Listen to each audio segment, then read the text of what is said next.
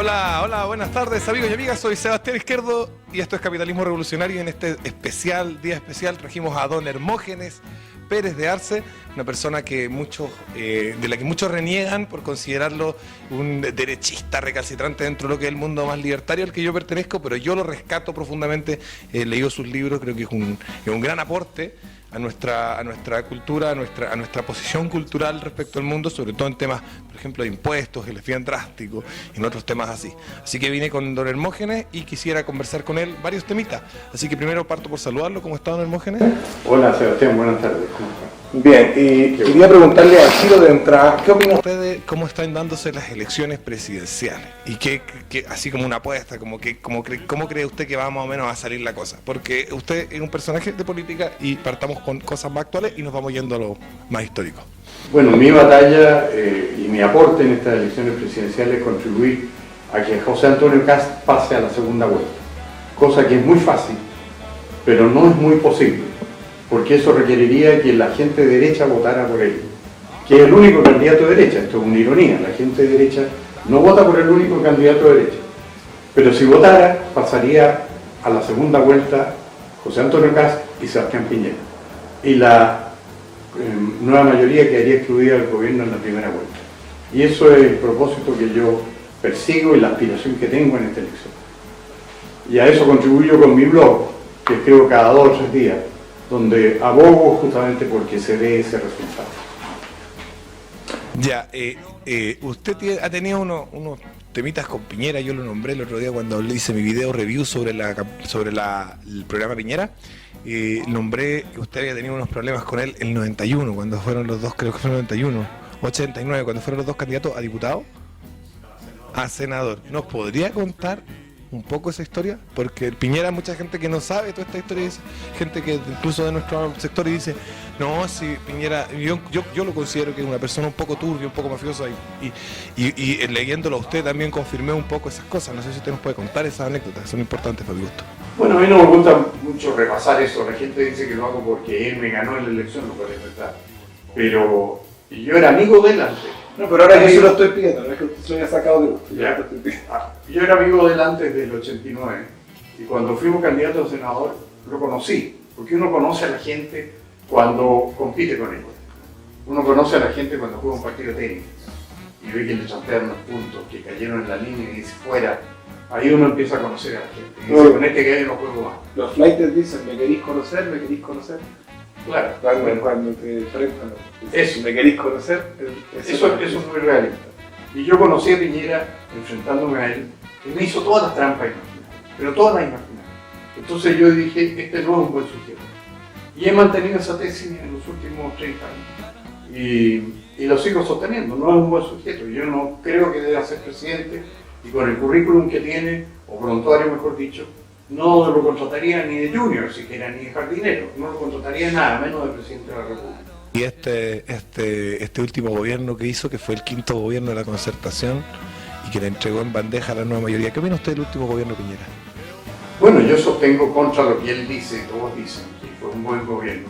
Yo sostengo que lo bueno de ese gobierno no se debe a él, se debe al impulso fiscal que le dio Andrés Velasco, que era el ministro de Hacienda, y que hizo 2 argumentos fundamentales para darle un envión a la economía chilena.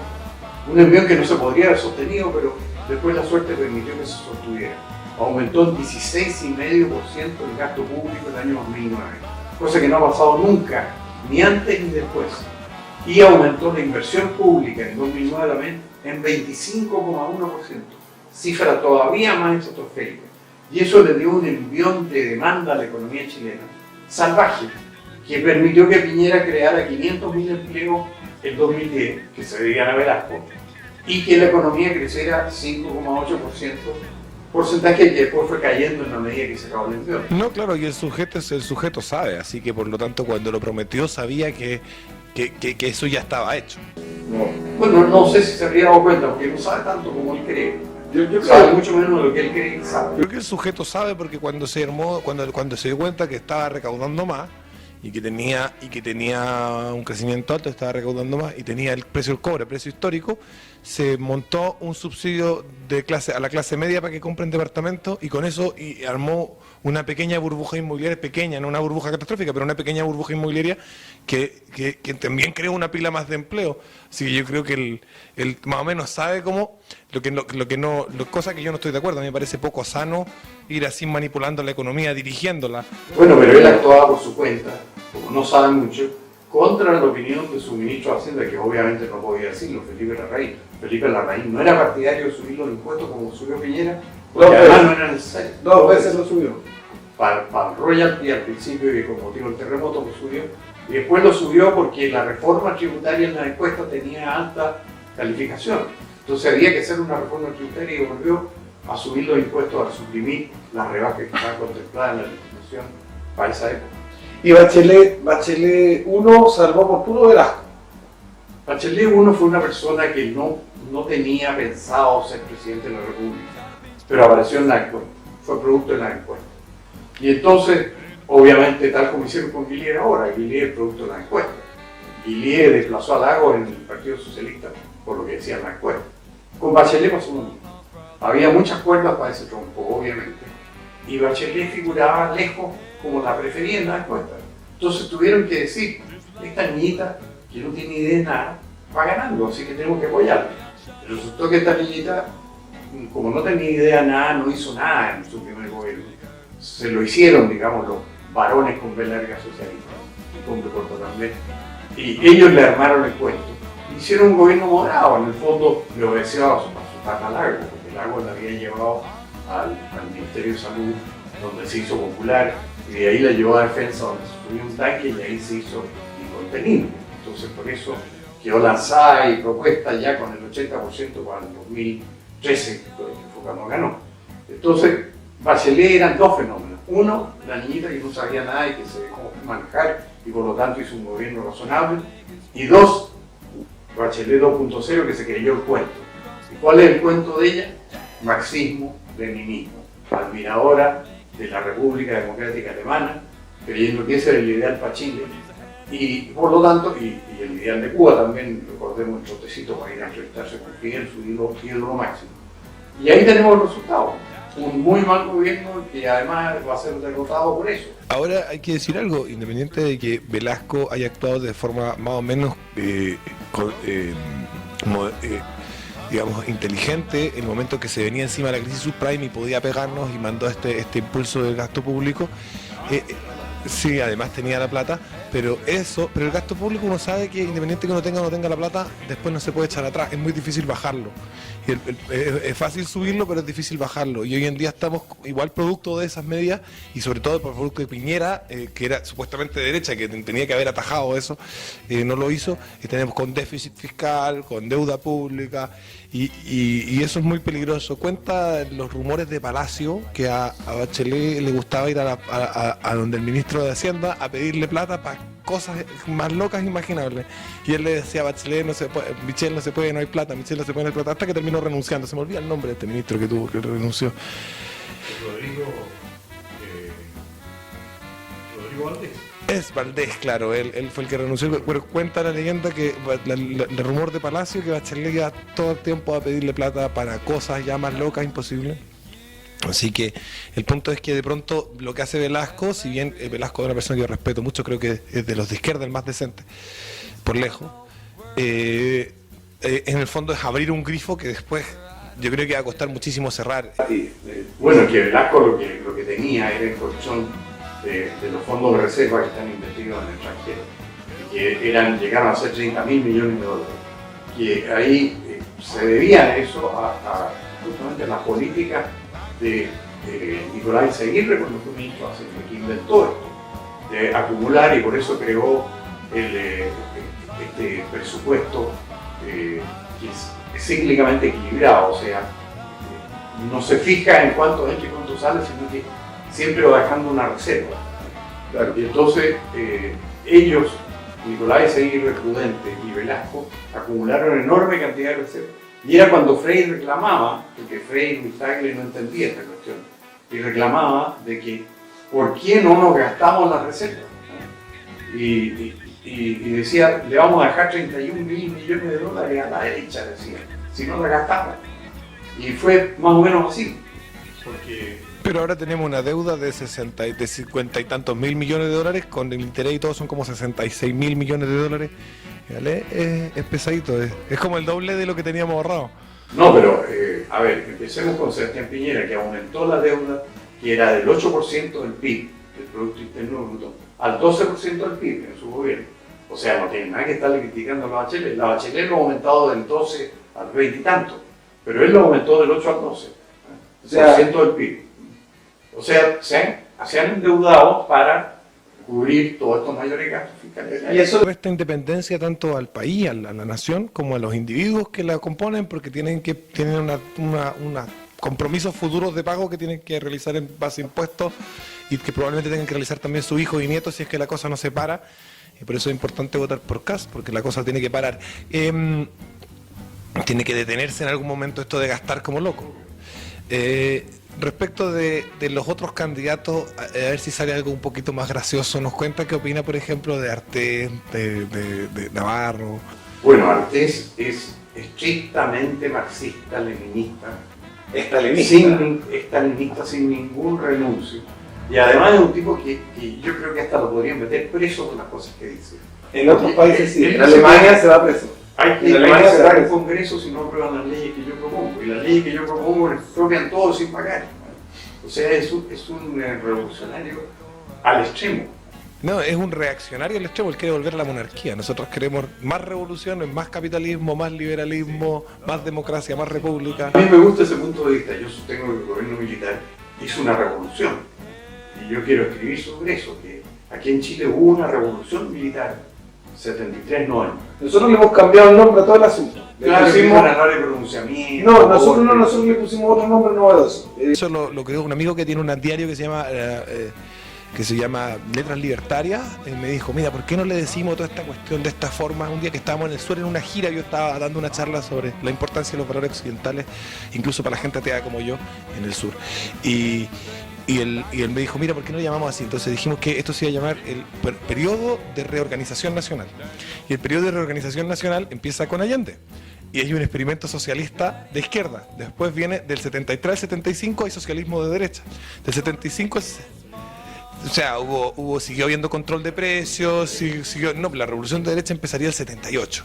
Claro, habría una revolución liberal. Entonces, claro, tuvo un experimento socialista del 73 nefasto, después un socialismo de derecha más moderado, como caminando hacia otro lado, que da el 73-75, entre el 75 y el 78 ya se empieza como a experimentar con cosas nuevas, y entre el 78 y el 90 y tanto, 90, podría ser el 91, 92, hay una revolución liberal.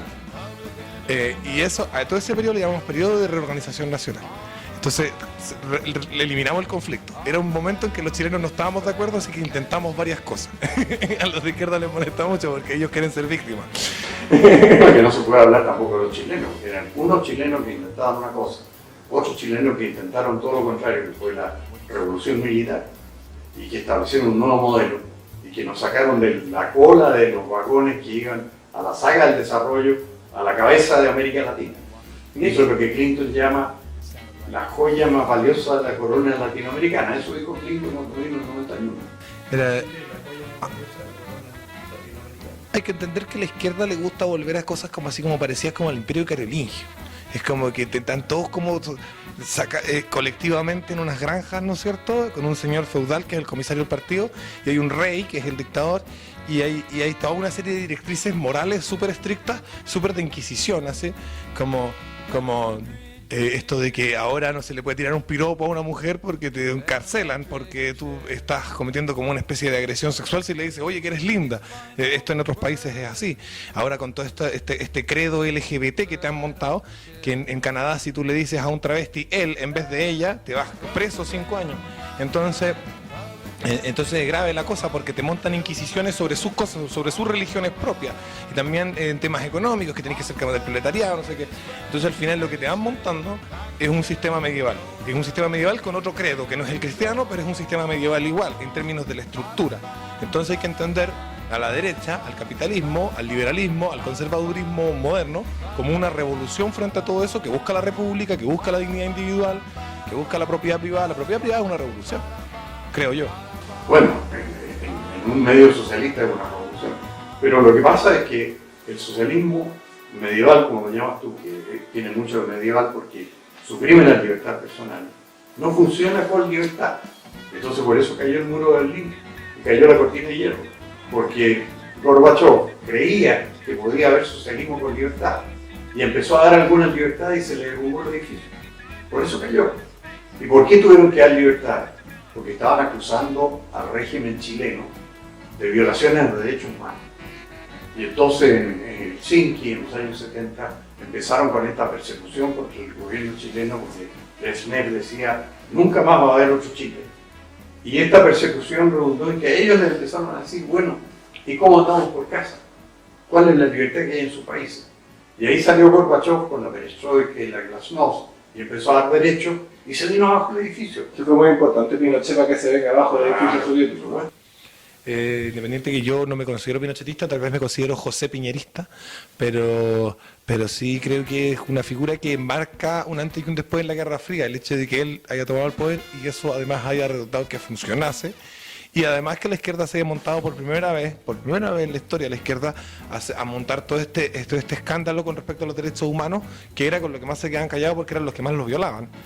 Y montaron este escándalo sobre los derechos humanos que, como usted dice, hace presión en Helsinki. Bueno, a mí me ha pasado al revés que tú. Yo, antes cuando me decían, usted es pinochetista, yo decía, ¿pero por qué le ponen nombre a esto? Si yo soy partidario de una doctrina que es la libertad, la propiedad, el buen orden de la familia, el orden público.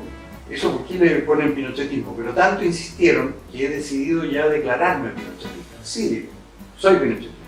Creo que el principal estadista chileno del siglo XX, y por lo tanto me honro en ser pinochetista, así que ya lo acepto. Soy facho pobre. A mí me han dicho facho pobre tanto que yo dije, bueno, espérate, ¿qué significa facho pobre? Porque yo fascista no soy. Que no tiene nada que ver con fascista. Un facho pobre es alguien que defiende la propiedad privada siendo que no es dueño de medios de producción. Y yo dije, yo soy facho pobre. Soy facho pobre desde nacimiento y hasta la muerte. Soy facho pobre, pero completamente. Y de hecho tengo unas poleras que vendo yo que dicen orgullo facho pobre. Varios me las han comprado. Hay harta gente que se enorgullece de sentirse facho pobre. Y ese sí es la etiqueta de la izquierda que yo sí agarré. Pero no se atreverían a usar la polera que dijera yo soy facho. Porque lo de pobre es la regla, la polera. No, porque es que la izquierda te dice facho pobre porque reconoce que está perdiendo a las clases proletarias, y eso yo que estudié mucho Marx y hago un análisis de clase actual y digo, la izquierda no tiene por dónde agarrar a los pobres. Con el discurso que está teniendo hoy en día, los pobres se arrancan a la derecha. Porque no son pobres. Si son pobres patrimonialmente, tienen la tarjeta de crédito. Claro, no, pero no pueden comprar. No son tan pobres como para comprarse el discurso de la izquierda, y además porque la izquierda le está vendiendo un mundo que para ellos es una pesadilla. Al obrero de la construcción que tiene una familia con 3-4 hijos, lo lleva el fin de semana al McDonald's a los niños a comerse una cajita feliz para que lo pasen bien, y el Girardi les quiere prohibir el juguete. Después él llega a su casa a la noche, quiere ver el Morandé con compañía, y la Camila Vallejo piensa con que es una objetificación de la mujer y que las minas tienen que estar tapadas en la tele como monjas porque el feminismo y la cacha de la espada. Y después él quiere comprarse un auto y viene el otro y le dicen, oye, es que eso contamina. Entonces el discurso, los discursos que tiene la izquierda, ecologista, feminista, no sé qué, como del estado terapéutico, como que le vamos a cuidar a usted que no coma sal y todo eso, va directamente en contraposición con los intereses de la clase obrera. Entonces, hoy en día a la clase obrera no le queda otra que refugiarse en la derecha. Los izquierdistas lo asumen, lo observan, y en lugar de decir, hey, estamos haciendo algo mal, se burlan y empiezan a usar insultos clasistas y le dicen, oye, tú, facho pobre, que defiendes a tu patrón. Bueno, mejor defender a mi patrón que el hueón que me quiere quitar el auto porque contamina, las minas ricas porque el feminismo, que me quiere quitar la... No sé si me entiende. Sí, entiendo perfectamente. Bueno, ahora se produce un absurdo, que es que el gobierno de Piñera, que creó 500.000 empleos en 2010, o sea, la mitad de todos los que creó, gracias al impulso que le dio Velasco, está cosechando eso como si lo hubiera hecho él. Y la gallá, mucha gallá pobre vota por Piñera porque dice ahora pega. Porque dio pega antes, pero la pega se la dio gracias a Velasco, no gracias al programa de Piñera. Que incluso Piñera, como fue un mal gobierno, terminó disminuyendo la inversión pública en 2013. O sea, el último año de Piñera fue de disminución de la inversión pública. ¿Tiene un bisabuelo Hermógenes que era intendente o algo así de la... Delegado de la Intendencia del Ejército en la Guerra del Pacífico. Hablemos de los Hermógenes, porque hay muchos Hermógenes para darse. No, o sea, pero para el nombre raro y el apellido desconocido y todo eso, ahí son bastantes. O sea, hay una línea dinástica, digamos. Usted también a su hijo le puso Hermógenes, digamos. Y a mi hijo, a su nieto, a su hijo también. O sea, tenemos Hermógenes pero hace para rato. ¿Y cuéntanos un poco, porque ahí hay la línea dinástica y todos han sido más o menos importantes. Su padre creo que también era columnista en Mercurio, de hecho. No, mi abuelo hizo toda la carrera en el Mercurio, desde director, gerente general, presidente. Toda su vida trabajó en el Mercurio. Desde el año 1901 que se fundó hasta que se murió en 1985. 85 años en el Mercurio. 85 años en el Mercurio. No, bueno, no cuando él había nacido antes. Murió de 85 años. Estuvo desde 1900 cuando se fundó el Mercurio hasta que se murió en 1958. Toda su vida en el Mercurio. Los 58 años en el Mercurio. Y antes, pero partamos por su bisabuelo, que era intendente... Secretario de la Intendencia del Ejército durante la Guerra del Pacífico. Él era según mi papá, que es muy estudioso de historia, y a mí yo como que un poco recojo la historia de él, porque la verdad es que ponerme a leer, a mí me da un poco de lata, prefiero leer economía, que me entretiene más. Entonces, me dice que era una de las pocas personas muy eficientes y trabajadoras que hacían funcionar el ejército en esa época, y después tuvo un cargo también en alguna región, parece. Pero nos podría contar un poco, después él tuvo un hijo que hizo qué, y así para que vamos... Bueno, él antes de la Guerra del Pacífico había sido intendente de Lebu. Él nació en Valdivia y se llama Hermógenes no por voluntad de su madre, porque él es hijo póstumo. Su padre murió poco antes de nacer él. Y la madre, que tenía como 10 hijos, no estaba en estado de preocuparse mucho, y nació este hijo póstumo, y los parientes empezaron a decir, ¿cómo le ponemos? Pongámosle como el santo del día que nació. Y en ese tiempo, el 19 de abril, que fue la fecha de nacimiento de mi bisabuelo, se llamaba San Hermógenes, y con muy justificadamente, pero después ha sido desplazado por San Expedito muy injustamente, porque Hermógenes y Expedito eran soldados romanos que fueron muertos, o sea, ejecutados por ser cristianos, y por lo tanto son mártires y santos. Pero se ha hecho famoso San Expedito porque dice que hace milagros muy rápidamente, y San Hermógenes, que murió junto con él y por la misma razón, ha sido desplazado del santoral. Tal vez tiene menos eficiencia en los milagrosos. No hemos tenido suficiente santos en la corte.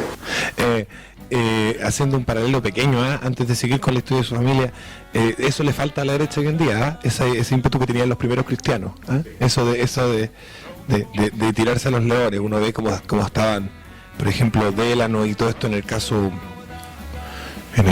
Penta, y yo esperaba una respuesta mucho más potente de gente diciendo, de personas diciendo, oye, esto es un robo, los impuestos que nos cobran, en realidad esta plata nos la ganamos nosotros trabajando. ¿Qué pasó con ese discurso? Yo me gano esta plata trabajando, el Estado me roba todo, yo quiero pasársela a mis amigos políticos porque defienden la idea que yo defiendo, porque me voy a meter preso, ¿qué crees que te pasa? O en el tema de la colusión de los papeles higiénicos, que era un detalle, y además, por lo menos yo creo que es parte del derecho a la libre asociación y la libertad de precios. Si te parece que está muy caro el confort, pon una fábrica de confort y fórrate, po. Bueno, y no bajaron los papeles tisú. Claro. De precio. Se acabó la producción y no pasó nada. No pasó nada. Pero la cuestión es que lograron hacerle pérdidas a la papelera. Falta gente que esté dispuesta un poco a ir a los leones y decir las cosas que otros no se atreven. Gente como usted, como yo en el fondo. Pero faltan más personas que estén dispuestas a ir a los leones, un poco el espíritu que tenían, ¿no es cierto?, San Hermógenes y San Expedito, ambos. Sí. De decir, yo esto es lo que creo, y si me quieren tirar a los leones, o a los gladiadores, o a los tigres, o una jaula con serpientes, o todas esas cosas que hacían bien creativos los romanos, que vengan. Sí, bueno, totalmente de acuerdo. Es muy injusta la exclusión de San Hermógenes del santo del día, porque ahora es Santa Emma. Podría ser, de repente ponen dos santos en algunos días, podría ser San Hermógenes y San Expedito, desde el día de San Hermógenes y San Expedito. Bueno, ahora se celebra San Expedito, en el diario sale Santa Emma, creo que también ahora están agregando Expedito, pero Hermógenes lo excluyeron. Y mi bisabuelo se llamó así porque nació el 19 de abril. Ese fue el origen. Después él fue intendente de Lebu por sus méritos, porque fue una persona muy trabajadora, muy meritoria. Y fue designado por el presidente Errázuriz Zañartu, intendente de Lebu. Y después en la Guerra del Pacífico lo contrataron justamente para organizar todo lo que es el abastecimiento, la logística. Por eso es la Intendencia del Ejército, se dedica a eso. Y por eso él era delegado de la Intendencia del Ejército, en Lima. Y el otro día del Mercurio me llamaron para preguntarme si tenía algún cuadro que tuviera alguna historia interesante en mi casa. Y justamente tenía uno que era de mis abuelos, porque cuando Chile se retiró, cuando el ejército chileno se retiró de Lima, los vecinos de Lima le quisieron regalar al intendente de Lima, bajo la Constitución chilena, que era el almirante Lynch, un cuadro. Y el almirante Lynch dijo, mire, la verdad es que el que organizó aquí, impidió los abusos, ordenó la tropa para que se portara bien, en fin, fue este caballero que es don Hermógenes Pérez, le paso el cuadro a él. Y quedó en mi familia, y lo tengo yo porque me llamo Hermógenes. Entonces esa era toda la historia que había detrás del cuadro, que era una virgen muy bonita, regalada por la ciudadanía limeña a los chilenos por haber hecho respetar a los vecinos contra los excesos de la tropa. Y después viene entonces su abuelo que trabaja en el Mercurio durante... Ese era hijo de don Hermógenes. Y También Hermógenes. Guillermo. Ah, ¿no? ¿Él se llamaba Guillermo? Sí. Ah, ya. Y se interrumpió y tuvo un hijo porfiado, que era mi padre, que se llamaba Jorge. Él no le puso a ninguno de sus hijos Hermógenes. A él no le pusieron Hermógenes. Pero mi padre, que era porfiado, dijo, yo le voy a poner el nombre de mi abuelo, que era mi bisabuelo. Y cuando nací yo me puso Hermógenes y ningún otro nombre para que no me pudieran decir de otra manera. Así que yo afronté la batalla del nombre por mi cuenta. Yo siempre he tenido problemas con que me digan Juan Sebastián, entonces me gustó ponerme Sebastián Izquierdo y que es mi segundo nombre, y no me hubiera gustado que me dejaran el Juan solo, porque pucha que es feo Juan. Bueno, Juan Sebastián Bach ya hizo una tarea importante en prestigiar el nombre. Claro. Sí. Johann Sebastián, más tropero, como decían estos argentinos que son tan divertidos, de luthier. No, hay dos Johann Sebastián, hay dos Juan Sebastián Bach. Hay uno que cantaba rock en los 80, que se llamaba así, tenía apellido Bach y todo, y otro que componía música clásica en el periodo barroco, el creador del periodo barroco, el primero en experimentar con las polifonías. Pero volvamos a la familia de don Hermógenes. Usted entonces nace en Nathaniel Cox. Yo tengo una hija que... Sí. Tengo una hija que nació cuando yo vivía también en Nathaniel Cox, como a 5 o 6 cuadras de usted. Yo nací en Nathaniel 135, que era la casa de mi abuelo, porque ahí vivía él con sus hijos y los hijos casados seguían viviendo ahí. Yo por eso nací ahí. Ya, y cuéntenos un poco de esto que le pasó, que me acuerdo de esta anécdota que usted cuenta en su biografía de cuando le llega su primer pago y le van las personas de la Seguridad Social a cobrarle, le van a decir, usted tiene que pagarnos un porcentaje a nosotros. Y usted dice, pues me di cuenta que no era libre, que era esclavo, y que tenía que sostener a otros con el sudor de mi frente, y no sé qué, y todo ese rollo. ¿Nos cuenta un poco? No, lo que pasa es que yo era abogado independiente, y me iba bien. Cuando estaba recién recibido, yo trabajaba con un abogado muy distinguido que tenía buena clientela, y entonces cuando me recibí terminé socio de él. Y yo era libre, no tenía empleador, nada, y tenía clientela, y me iba bien. Y un día llegaron estos señores de la Caja de Empleados Públicos, y me dijeron, tiene que empezar a darnos plata para su jubilación. Pues si yo no le voy a pedir jubilación a usted, yo me voy a arreglar para tener una reserva cuando sea viejo, tener plata suficiente. No, si esto es obligatorio. Entonces, bueno, ¿y qué puedo hacer? Bueno, me dijeron, si no quiere pagarlo usted, consígase a alguien que lo contrate como empleado y le haga la imposición. Entonces, a raíz de eso me fui al Mercurio, donde había trabajado toda mi familia, incluido mi padre, y Guillermo, mi abuelo, mi bisabuelo, fue el primer redactor del Mercurio, don Hermógenes del que hablábamos, porque escribía artículos en el Mercurio. Y le dije a Agustín Edwards, a quien casi no conocía, le dije que me venía a ofrecer como redactor del Mercurio siempre que él me hiciera un contrato y me pagara la imposición. Y él me dijo que los redactores del Mercurio eran personas que se habían hecho una trayectoria, que yo no tenía ninguna. Entonces nos despedimos muy amablemente y yo dije, lo voy a amenazar. Le dije, voy a ir entonces al Diario Ilustrado y ahí me van a contratar. Él se rió y nos despedimos. Pero algo le quedó porque al día siguiente me llamó para que volviera a conversar con él. Y ahí volví, me agarró, me puso el brazo en un hombro, se fue a la gerencia de personal y le dijo al gerente de personal, que además era amigo de él, de la edad de él, se llama Andrés Vial, me dijo, hazle un contrato a Hermógenes por 20 escudos al mes, con imposiciones y todo eso. Y eso solucionaba mi problema, y ahí entré al Mercurio, 1962, a los 26 años. Y ahí tuve que empezar a ir todos los días al Mercurio, un rato, para hacer mi pega de redactor, porque entré con ese título, redactor. Pero era muy joven todavía, entonces no me admitían artículos en la página editorial. Pero con los días me empezaron a encargar cositas y tuvieron algún éxito, y ahí quedé redactor de planta hasta 2008, 62 al 2008 que estuve en eso.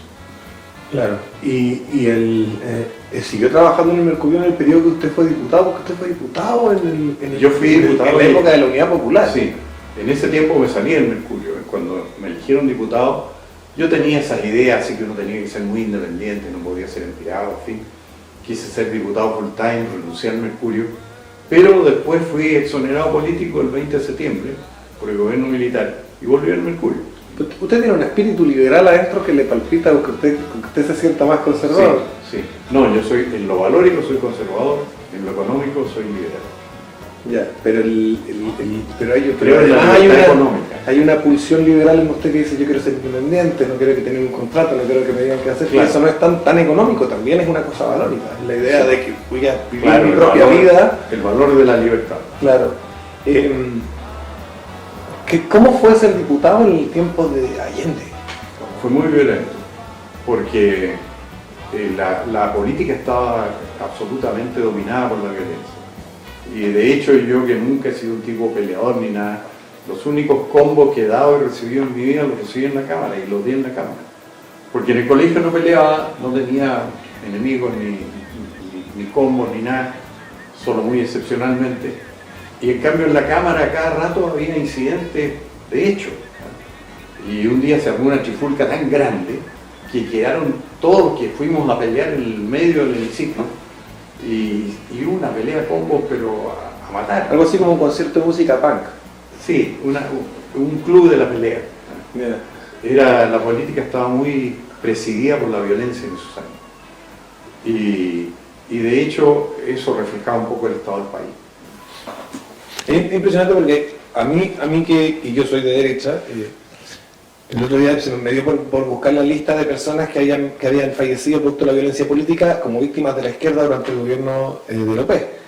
Y en esa búsqueda yo pensaba que me iba a encontrar con unos 10 nombres, una cosa así, porque a uno, incluso a uno que es de derecha, le tienen metido el chip de que no, de que eso era más o menos pacífico, y me encontré que eran una cantidad, yo me acuerdo que llené Era más de 100. Sí, llené 3 páginas, eran muchos muertos Más de 100. por causas políticas.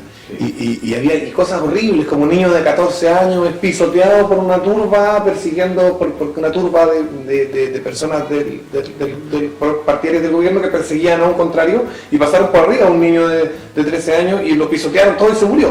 O sea, cosas que son así como un poco dantescas, o la señora que se muere de un infarto al corazón cuando entran ahí con metralleta los miristas a violarse a su hija y a quemarle la casa y quedarse con el fondo y todo ese rollo. Entonces era un momento, parece que muy violento. Y usted fue a cobrar la exonerado político. No, yo era exonerado político. No, claramente las no era. leyes que dictaron después del 90, dictaron estas leyes dándole una serie de beneficios a los exonerados políticos. Y cuando yo pregunté, como leía en un diario que les daban a todos pensiones y cuestiones, me dijeron: no, usted no. Y Isabel Allende me insultó públicamente a través de los noticiarios de televisión, diciendo que yo tenía la desvergüenza de querer cobrar una pensión como exonerado político, pero ellos me habían declarado exonerado político, porque decían que todos los que se le habían puesto término a su trabajo después del 11 de septiembre, por razones políticas, eran exonerados políticos con derecho a pensión. Y yo estaba en el caso porque el gobierno militar cerró el Congreso y me transformó en exonerado político. Así que debo ser el único exonerado político legalmente que no tiene pensión.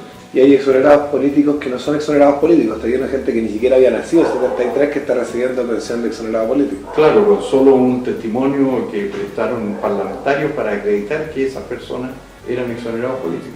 Son un enorme número y le cuestan al erario una cantidad muy grande. Y hay un dirigente de los exonerados de verdad, que es de apellido Serna, que le declaró a Moschetti en una entrevista de CNN que esto equivalía a un fraude de una cantidad de decenas de millones de dólares todos los años. No, claramente. Mi papá, que es exmirista, a él le dieron una buena sacada de chucha, digamos. Él me dice que no diga que lo torturaron, aunque si uno ve como en el diccionario la palabra tortura podría calzar como, pero no es tan exagerado como esto que cuentan los discursos. Una sacada de chucha que duró varios días donde no lo dejaban dormir. Pero no le metieron corriente y todas estas cosas morbosas que cuentan. Pero él después se tuvo que exiliar, una pila de cuestiones, y para él no hay ni un peso, porque él ya no es de izquierda. Él dejó de ser de izquierda en los años 90, cuando tuvo su propio negocio en el sur, y para él ya no hay ningún peso. No hay ninguna, no hay reparación, usted no, nada, los abogados de derechos humanos arrancan de él. Bueno, que todo esto está muy mediatizado por la propaganda política, porque, por ejemplo, cuando hablan de tortura, se olvidan de que la tortura en Chile siempre existió en los presos políticos. Se olvidan de la acusación que hicieron los abogados socialistas contra Frei Montalva, que torturaba a todos los del MIR que estaba creándose en esos años, fundándose en los años 65 en Concepción, y que ahí en presos nos torturaban, porque eran los procedimientos habituales de la policía chilena. Después a Juan Luis Sosa, durante el UP, que era compañero mío, diputado, lo habían torturado en el cuartel de investigaciones de Rancagua y lo interrogó el subdirector, que era comunista, Carlos Toro. El pobre Carlos Toro, como esto se publicó mucho en todos los diarios, nunca pudo tener una pega en ningún gobierno del UP, pese a que era un comunista muy importante, porque tenía esta mancha. Había interrogado a Juan Luis Sosa bajo tortura eléctrica en un sillón en Rancagua, que ni siquiera era culpa de los comunistas, porque estaba instalado en los años 30. Y lo usaban lo que llamaban hábiles interrogatorios de la policía. Cuando un gallo no quería soltar la pepa, lo sentaban ahí, le ponían un poco de corriente y al tiro confesaba. Yo estoy hablando de los 60, de la época en que usted empezó a escribir. Yo estoy hablando de los 30, cuando instalaron el sillón. Claro. Se lo aplicaron en los 70 a Juan Luis Sosa, cuando lo tomaron preso un día que iba a una concentración del Partido Nacional o de la Juventud Nacional en Rancagua. Lo tomaron preso y decidieron que estaba conspirando contra el gobierno. Y para que confesara la conspiración, que no existía porque iba a una reunión, ¿no?, lo pusieron en el sillón con electricidad para que dijera: sí, queremos votar a Allende, que eso era lo que querían que confesara. Y de haber confesado todo eso, y el pobre quedó exánime, hasta se le cayó el pelo con las torturas eléctricas. Las torturas son muy inútiles, porque uno realmente le puede hacer que la gente diga lo que uno quiere que diga, pero no lo que de verdad están diciendo es la verdad. Bueno, no son tan inútiles porque Estados Unidos legalizó la tortura y permite unas formas de tortura que yo creo, no sé si la aplican hasta hoy, pero en Guantánamo la aplicaban. Una es el waterboarding, que eso está aceptado, que es meterle la cabeza al agua hasta que confiesa. Entonces lo mantienen unos minutos debajo del agua y ya a la tercera metida de cabeza dice todo. Y así descubrieron a dónde vivía Bin Laden, para matarlo. O sea, a los musulmanes les ponen música de metal, porque es pecado para ellos escucharla, y no es tortura según ningún canon internacional, y ningún canon internacional dice que sea tortura ponerle metal a los presos. Ni siquiera se la ponen fuerte, si ni siquiera es como un sonido estudiante, no, es música metal.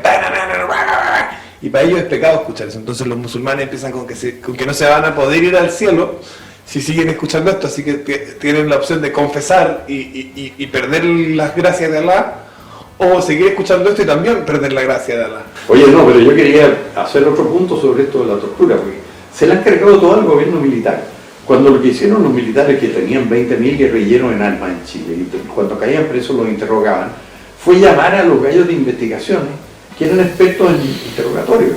O sea, aplicaron las normas que aplicaban Frei Montalva y Allende. Pero si todos los que cayeron presos en el caso Snyder, que fue un complot de derecha, con complicidad de Estados Unidos, a todos los torturaron. Todas las familias, que eran gallos de familias muy conocidas, así que se sabía muy bien que lo que estaba sosteniendo yo es que Allende practicó también bajo Allende todas las torturas, y por eso en el acuerdo de la Cámara de Diputados llamando a los militares a intervenir, dice, uno de los capítulos dice, porque tomaba presas a personas, opositores políticos, y los sometía a arreglos ilegítimos y tortura. Así que ese es un punto muy importante. Le han cargado toda la cuenta de esto a los militares que no tenían otro papel. Hay dos cosas importantes que preguntarle a las personas que que les gusta este tema de, oye, pero es que la dictadura... los militares que torturaron en el año 74 y 75, ¿en qué época estudiaron cómo torturar? ¿En qué época aprendieron? En el 60 y tantos, por supuesto, en el 71, 72. Pinochet no tenía cursos express de tortura para mandar a los... uno no monta una academia de torturadores el día siguiente que hace un golpe de Estado. Uno tiene ya gente que sabe porque los gobiernos anteriores lo han enviado a aprender esas cosas. Oye, no, pero si ellos no admiten esto, si ellos dicen, obviamente puede que no hayan... Cuando se enfrentaron con un guerrillero pueden perfectamente haber muerto, y hay muchos, yo he estudiado bien la historia, hay muchos casos en que fuera completamente de todo control de autoridad. Había gallos que abusaban y mataban a otros sin necesidad. Y está esto que llaman el de la caravana de la muerte, que fue exclusivamente un gallo que se arrancó con los tarros y mataba presos por su cuenta, sin ninguna autorización superior, que era un mayor que siempre estuvo libre porque le decían los jueces que lo hacían por orden de Pinochet, que era lo que los jueces querían oír, pero ahora está preso, finalmente lo metieron preso, ¿vale? Que era un teniente coronel que se echó a nombre como 72 personas, ¿vale? Por su cuenta y sin ninguna responsabilidad de los mandos superiores, ni mucho menos de la Junta ni del presidente de la República. Pero son cosas esperables cuando se instala un régimen de tipo autoritario. Por supuesto, ¿no? Y cuando hay 20.000 guerrilleros te pueden pasar todas esas cosas. Sí, sobre eso le quería preguntar, porque nosotros tenemos una teoría interesante con el Johannes Kaiser. Johannes Kaiser es un tipo que tiene otro youtuber que tiene un canal que se llama Nacional Libertario, con el que hacemos un programa más raro que se llama Panorama Mundial, lo hacemos los lunes a las 6 de la tarde. Y él dice que, claro, que había estos 20.000 guerrilleros, muchos que entraron sin papeles, venían de Cuba, que venían de países de Europa del Este, etcétera, y que venían de países africanos, todos estos que entraron sin papeles, de forma totalmente ilegal a Chile, ¿no es cierto? ¿En qué momento se fueron? Esa es la pregunta que nos hacemos, porque creemos de pronto que tal vez a los comunistas y a la gente de izquierda y a la Unión Soviética, etcétera, no les convenía decir que estaban estos 20.000 acá, y al gobierno militar tampoco le convenía decir que tal vez había matado a estas 20.000 personas, porque se habla de combates largos con ametralladoras en el centro y cosas así, que uno dice, ya, pero no pueden haber muerto tan pocas personas si estaban todos disparándose en las torres del San Borja, por ejemplo, que hubo una batalla como similar a Vietnam, supuestamente, según cuentan testimonios, de balazos para lado y lado, tanto de la gente de izquierda que está en el edificio como los militares que estaban tratando de entrar. Entonces, probablemente hay muchos más muertos que no tenían ni siquiera papeles y que eran verdaderamente soldados de la izquierda acá en Chile. ¿Qué opina usted de eso? No, yo opino que esa gente se asiló y arrancó antes que nadie, especialmente los cubanos, que eran muchos, eran miles. Se asilaron inmediatamente y partió un barco con permiso de la Junta, por decirlo de alguna manera, lleno de cubanos, que arrancaban del golpe cuando se produjo. Pero la OEA acreditó que eran entre 13 y 15.000 los extranjeros entrados clandestinamente a Chile. Ahora, muchos de esos pueden haber seguido después, de la misma manera que entraron, porque los muertos que se han investigado fueron 3.197 entre el 11 de septiembre del 73 y el 11 de marzo del 90, no fueron más. Entonces eso está completamente determinado y precisado. No es que son, además son 423 muertos por la izquierda. Pero ahí estamos hablando de muertos identificables, pero ¿qué pasa con esta gente clandestina? No podríamos haberla cuantificado porque no podríamos haberla identificado. Es que si uno suma todas las personas que han sido encontradas, los restos que no han querido identificar, que están todavía en el cementerio general, otros que hay en el Instituto Médico Legal, y los que han reaparecido, porque hay supuestos desaparecidos que reaparecieron en los últimos años, han reaparecido como 6. Hay uno que está trabajando en el gobierno, ¿no? Bueno, hay varias cosas que no se han podido precisar bien.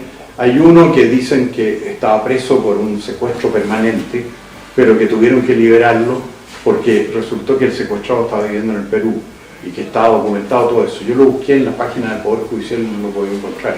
Entonces, si uno suma todas las personas cuyo destino se sabe, qué le pasó, con los restos que están sin identificar, es igual al total que declaran desaparecidos, que son 1.102.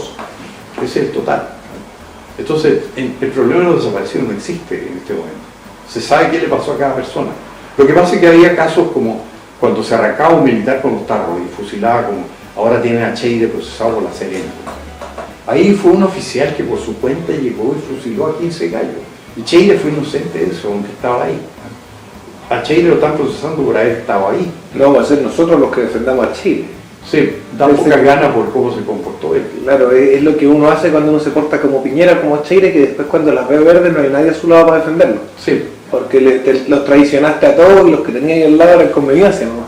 Bueno, pero ahora lo que va a pasar es que la Corte Suprema de Izquierda, que es la que termina condenando a todos los militares, porque llega hasta allá todos los procesos, yo creo que con Cheire se va a compadecer. Acuérdense de mí, un pronóstico. La Corte Suprema de Izquierda le va a reconocer sus méritos izquierdistas a Cheire. ¿Y cuál es el libro que a usted más le gustaba escribir? Bueno, hubo uno que, el más exitoso de todos, se llama Los chilenos en su tinto.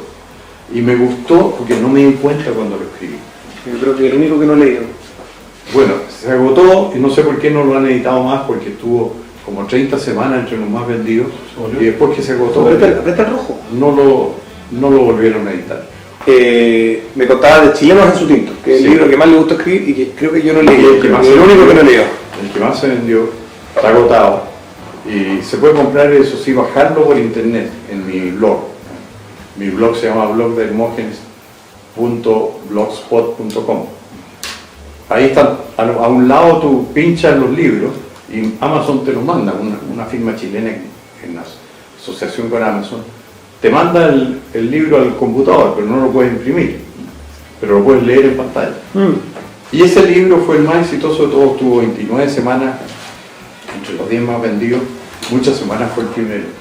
¿Y usted no ha pensado Y si no me se... di cuenta cuando lo escribí. ¿Usted no ha pensado si se monta 1.cl? Si usted se monta 1.cl, ¿cuánta plata ganaría por AdSense? ¿Cuánta gente lo visita usted? Llego a 5.000 rara vez, normalmente mínimo 1.500. ¿Por columna? En cada blog. Por ejemplo, la última columna, hace 8 días escribí una que se llama Carta Abierta a Sebastián Piñera, que llevaba hasta mañana 5.300 lectores. Pero yo le apuesto que este video va a llegar a más de 10.000 visitas en menos de 2 meses. Muy bien. ¿Y cuánto es la tarifa por cada visita? YouTube no paga mucho, la verdad. Esa es la verdad. Yo llevo 1 año y medio haciendo esto y recién me pagó 100 lucas. Pero eso es progresivo, porque a medida que uno más va haciendo videos, más gente lo va viendo, más personas van llegando. Queremos despedirnos de Don Hermógenes. Ya estamos como apurados, ahí mirando el reloj. No, yo miraba el reloj pasar. Diga un consejo a la gente, a los cabros jóvenes. Yo tengo mucha audiencia de cabros jóvenes. ¿Por qué tienen que votar por José Antonio Kast? ¿Cuál es su argumento para convencerlo? Estamos tratando de convencerlo, yo también estoy tratando de convencerlo. Bueno, mi argumento básico es que es muy fácil que José Antonio Kast pase a la segunda vuelta, junto con Sebastián Piñera, que tiene prácticamente, según todas las encuestas dicen, asegurado su paso a la segunda vuelta. Ahora, ¿cómo pasa Kast? Muy fácil, que la derecha vote por él. Si la derecha vota por Kast, pasa a la segunda vuelta.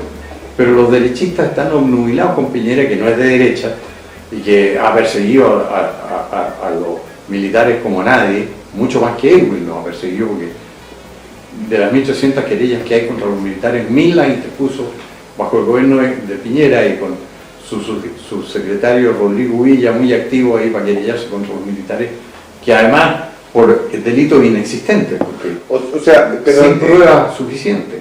Heinz Peter tenía un cuadro de Allende en su oficina, con eso lo decimos todo. Claro, y Hitzpeter dijo, hemos ganado con las banderas de la izquierda, así que la confesión de parte relevo prueba. Entonces, ¿qué es lo que le digo yo a la gente? De derecha, voten por Kast. Y se acaba la concertación, el gobierno de la nueva mayoría, en primera vuelta, porque Piñera está asegurado a la segunda vuelta, y de lo que se trata es de que Kast saque más votos que todos los de la izquierda, que son 6.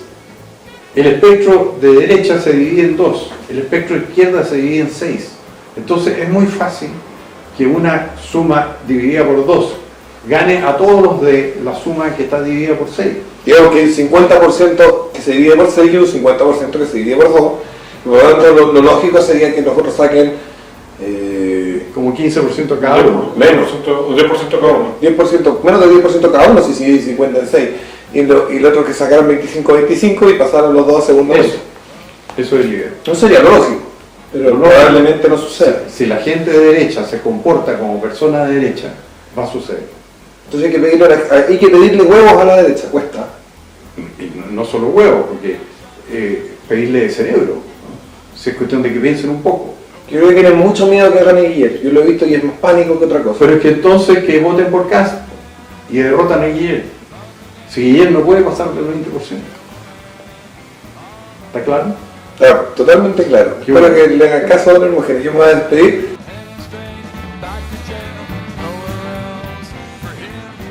La revolución necesita de tu ayuda. Deposita, suscríbete, comparte los videos, apórtanos en el Patreon para que podamos seguir luchando por la libertad.